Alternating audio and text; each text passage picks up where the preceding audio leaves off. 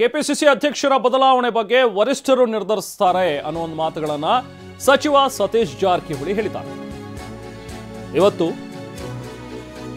KPCC ಅಧ್ಯಕ್ಷರ ಆಯ್ಕೆ ವಿಚಾರಕ್ಕೆ ಸಂಬಂಧಪಟ್ಟಂತೆ ಸತೀಶ್ ಜಾರಕಿಹೊಳಿ ಒಂದಷ್ಟು ಮಾತಾಡಿದ್ದಾರೆ. ಹುಬ್ಬಳ್ಳಿ ಸಮಯ ಬಂದಾಗ ಹೈಕಮಾಂಡ್ ತೀರ್ಮಾನ ಮಾಡುತ್ತೆ, ನಾನಂತೂ ಆಕಾಂಕ್ಷಿ ಅಲ್ಲ, ನೋಡೋಣ ಅಂತ ಸಮಯ ಬಂದಾಗ ಅದ್ರ ಬಗ್ಗೆ ಮಾತಾಡೋಣಂತೆ, ಇವಾಗ ಬೇಡ, ಇದು ಅಪ್ರಸ್ತುತ ಅನ್ನೋ ರೀತಿಯಲ್ಲಿ ಮಾತಾಡಿದ್ದಾರೆ.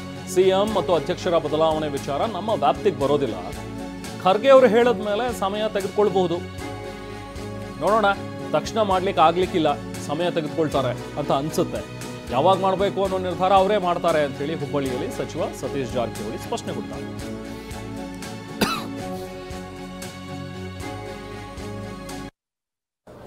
ಕೆಪಿಸಿಸಿ ನೇಮಿಸುವಂಥ ಅಧಿಕಾರ ನಮಗಿಲ್ಲ, ಅದ್ರ ಬಗ್ಗೆ ಪ್ರಶ್ನೆ ಇಲ್ಲ. ಅದು ಸಮಯ ಬಂದಾಗ ಹೈಕಮಾಂಡ್ ತೀರ್ಮಾನ ಮಾಡ್ತಾರೆ.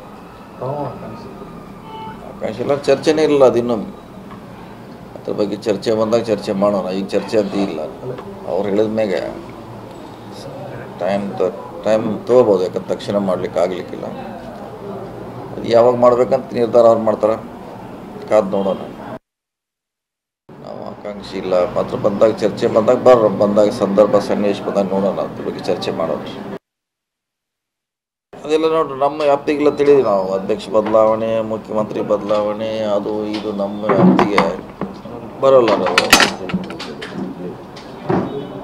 ನಾವು ಆ ಮಂತ್ರಿಮಂಡಲದಲ್ಲಿ ಒಬ್ಬರು ಮಂತ್ರಿಗಳು ಅಷ್ಟೇ, ಅದನ್ನೆಲ್ಲ ನಿರ್ಧಾರ ತಗೊಳ್ಳೋಂಥ ಅಧಿಕಾರ ನಮ್ಗೆ ಯಾರಿಗೂ ಇಲ್ಲ.